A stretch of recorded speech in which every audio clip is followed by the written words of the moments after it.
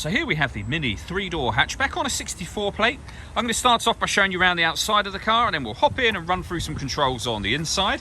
But from the outside you can see it's got alloy wheels. We'll start off inside the boot and then work our way around the rest of the car from there.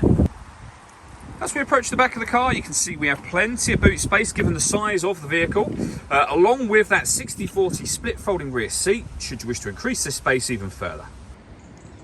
Okay, so we're just going to work our way back round to the front of the car, and then we'll hop in and run through some controls on the inside. But now that we've done a full circle of it, you can see it's in excellent condition the whole way round.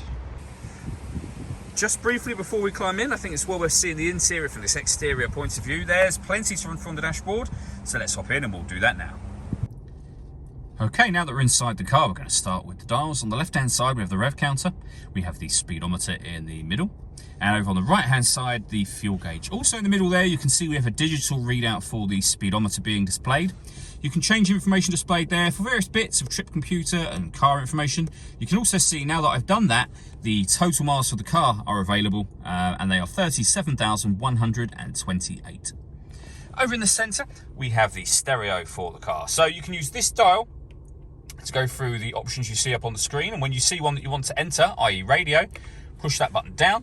You'll see there we have FM, AM and DAB radio available. You can go back a step from here, access your own music under the multimedia heading, and you'll see that you have USB input, auxiliary input as well, so plenty of ways to listen to your music in this car.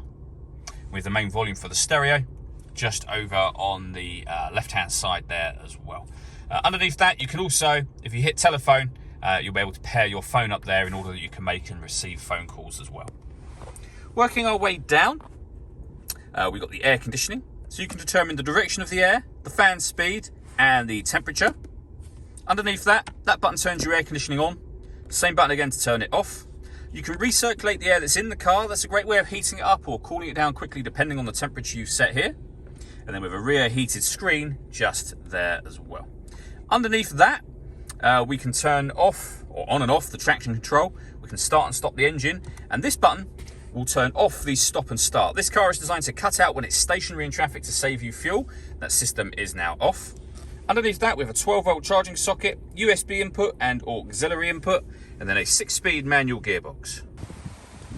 All that leaves me to say is thank you for taking the time to watch this video. If you'd like to come see the car in person and have a test drive, please feel free to give us a call here at Mach 1 Cars. We'd love to hear from you soon.